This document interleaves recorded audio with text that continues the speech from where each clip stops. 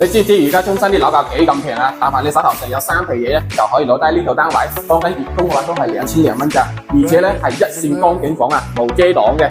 咁我哋呢個小區咧，樓下就有自己嘅月子巴士啊，可以直接翻去香港、前班、太子、尖沙咀各個站點嘅，亦都有我哋嘅自己嘅商業街、學校啊，呢啲全部已經開咗業噶啦。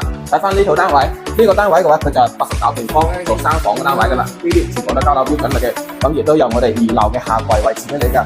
咁呢邊嘅話，廚房入邊嘅所有嘢都係交樓標準，有埋明窗嘅，非常之靚仔啊！咁呢個餐廳同埋客廳開間係一樣嘅，去到3米3嘅。